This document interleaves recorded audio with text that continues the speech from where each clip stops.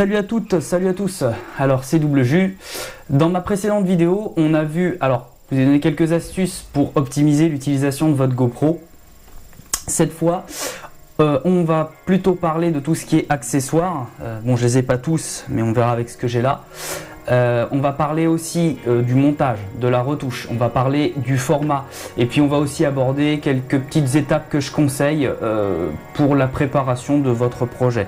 Voilà, alors c'est parti.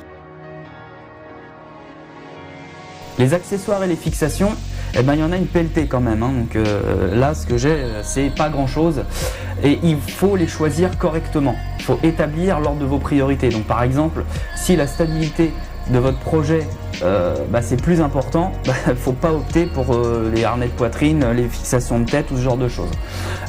Il faut savoir qu'il est possible donc de classer grosso modo les fixations en deux catégories, soit sur le corps, soit sur support. Alors, pour bien démarrer, je conseille d'avoir sous la main une batterie supplémentaire, ça peut toujours servir, ça mange pas de pain, une perche et un trépied. Donc le trépied, on peut en trouver de toutes sortes et un peu partout, c'est pas difficile à trouver, il y en a à peu près pour tous les budgets. Donc voilà la liste des accessoires qui personnellement me sont plus utiles. Alors la pince, qui est pas mal du tout, elle est pas chère, on peut facilement la trouver, donc ça grippe plutôt bien, hein, vous voyez, hein, c'est vraiment pas mal. Elle est rotative, bien sûr. Le trépied, bien sûr, qui permettra une très grande stabilité. La perche, qui est pas mal pour prendre un peu de hauteur, donc il existe différentes tailles de perche, hein. Le three-way, qui peut effectivement aussi servir de perche, donc on débloque comme ça, et qui a dans le manche, on tourne comme ça, le petit trépied donc qui s'ouvre voilà, très facilement pour faire des prises de vue assez basses. Le harnais de poitrine, donc j'en ai parlé juste avant, c'est très bien pour du contenu immersif et puis des tutos, voilà par exemple, il n'y a pas de règle. La fixation en rail tactique, alors la fixation en rail tactique, moi qui joue beaucoup à l'airsoft, c'est pas mal du tout, donc on peut en trouver assez facilement. Et à ceci, donc j'ai ajouté un petit accessoire qui, bon je l'ai trouvé que à la Fnac, hein, il m'a coûté à peu près 30 balles. C'est une boule, donc elle est assez difficile à tourner à la main, ce qui est pas mal, donc elle peut se pencher un peu, voilà je vais y arriver un peu, vous voyez, en avant. Et c'est pas mal pour éviter de fixer 50 000 trucs bras, voilà, des bras à rallonge. Fixation en rail tactique, donc vous voyez, comme par exemple j'ai adapté aussi sur mon casque parce que j'en avais marre de prendre des billes dans la tronche, ça c'est une aparté. Donc ce truc qui est entièrement en métal, parce que sinon vous pouvez en trouver des modèles comme ceci qui coûtent 10 €, mais je ne les recommande pas, c'est de la merde en fait, c'est vraiment à yesh. C'est de l'impression 3D, donc vous voyez que moi il a pété, donc j'ai essayé de le réparer avec de la glu spéciale. Franchement quitte à mettre quelque chose, attendez un petit peu et mettez un peu plus cher dans un truc qui vaut je sais pas moi, peut-être 15 balles, même pas 12 balles, je sais plus combien je l'ai payé. La fixation de guidon qui est très très bien, franchement quand on se débrouille un peu ça peut se fixer à tout type de barres ou de trucs comme ça, voilà, donc c'est réglable. Il y a un petit support voilà, en caoutchouc à l'intérieur pour éviter que ça dérape. Enfin voilà, c'est plutôt pas mal. Alors ça c'est un modèle parmi tant d'autres. Il existe des espèces de pinces clips en fait qui sont plus faciles et rapides à installer. Pour ce qui est des accessoires qui servent pour des prises aquatiques, personnellement j'en utilise très rarement. Tout ce que je peux conseiller, donc ça c'est un boîtier pété, mais il y a le joint qui est là, il faut bien le nettoyer et surtout faire en sorte que la lentille soit bien propre. Voilà, surtout quand vous l'utilisez en eau salée.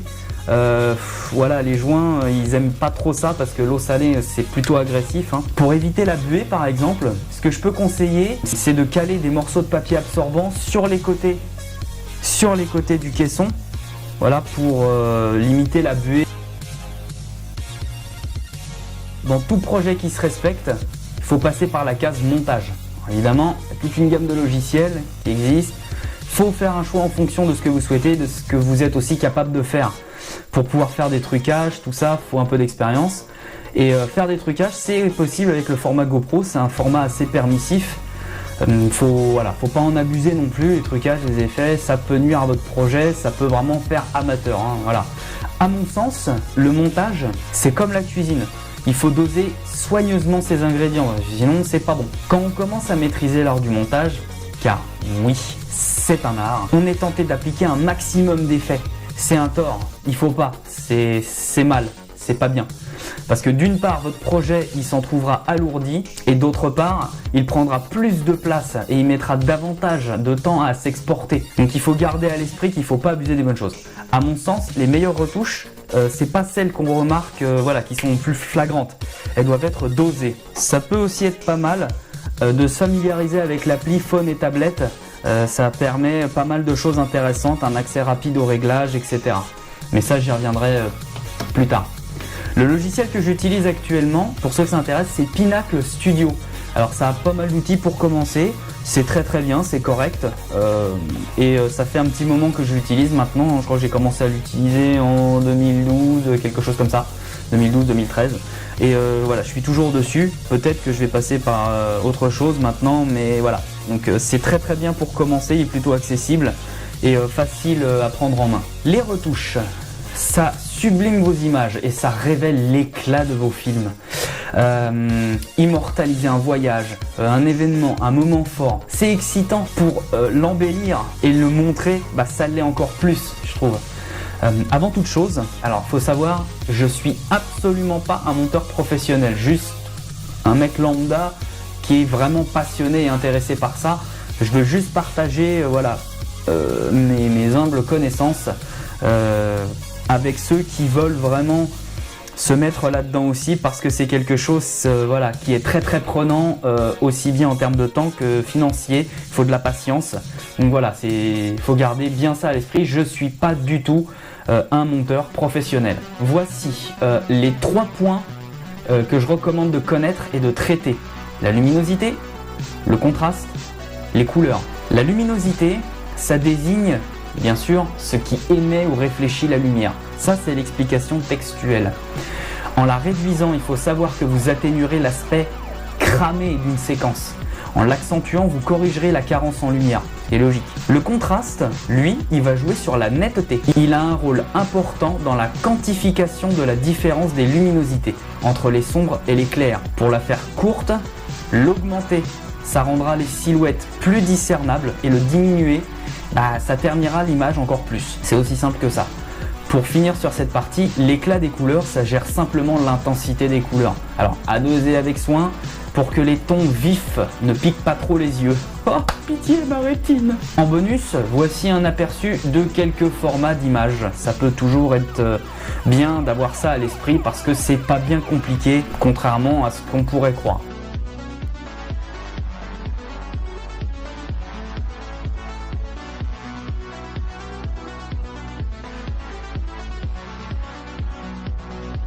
Réaliser un beau film et le diffuser, c'est beau. C'est beau. Faire ressentir des émotions, transmettre un message ou simplement revoir un souvenir, il y a tant de choses qu'on peut faire avec un film. Il y a beaucoup de belles vidéos que vous pourrez trouver sur YouTube pour vous inspirer un petit peu, voir la façon de monter, de raconter, le rythme. Voilà, c'est différent d'une chaîne à l'autre, chacun a sa propre patte.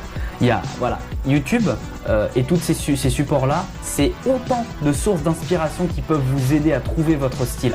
Attention, il s'agit d'un outil. Il est absolument hors de question de recopier qui que ce soit. Il n'y a rien de pire que de trouver un style, un concept et de voir d'un seul coup 50 personnes qui reprennent ce concept. C'est extrêmement frustrant parce qu'ils se disent que voilà, ça marche, alors on va faire pareil. Alors que vous vous êtes donné du mal, vous avez fait des recherches, mettez-vous à la place de ces gens qui se donnent du mal. Il faut observer, il faut prendre des notes, il faut voir les différentes techniques utilisées pour avoir votre propre patte. Dans un premier temps, voyez dans quel style de vidéo vous vous sentez le plus à l'aise, l'improvisation ou le travail préparé. Il y a du positif et du moins positif, on va dire, dans ces deux types de vidéos. Alors c'est à vous de peser le pour et le contre, et puis voilà, selon vos besoins. Il faut visualiser le résultat final et établir une liste des plans et des retouches que vous souhaitez mettre. Ça, c'est une bonne méthode, c'est celle que j'utilise. Il faut faire des essais, avoir des retours, pointer les choses à améliorer, à corriger ou à changer. C'est en forgeant qu'on devient forgeron. Ce proverbe-là, je ne vous l'apprends pas, c'est vieux comme le monde. Pour ne pas griller les étapes, il faut garder ces 4 points en tête. Et vos projets, eh ben franchement, vous sentirez la différence et vos viewers aussi. Après, c'est libre à vous de suivre ces conseils ou pas. Moi, je fais ça parce que j'aime ça. Il faut faire quelque chose parce qu'on l'aime. N'hésitez pas à laisser vos avis, vos commentaires, vos questions, blablabla, le même blabla habituel que pour tous les youtubeurs qui sont un peu putaclic, que voilà, je n'aime pas trop. Même si cette chaîne ne marche pas, il faut savoir que je continuerai parce que simplement j'aime ça. Et qu'il faut avant tout, comme je vous dis, faire les choses parce qu'on aime ça. Si vous avez des questions, n'hésitez pas à les laisser en commentaire. J'aime bien avoir un feedback pour pointer ce qui ne va pas, prendre en compte les idées, les suggestions. Voilà, moi j'aime bien ça. Donc amusez-vous bien et à la prochaine. C'est ma zone. On est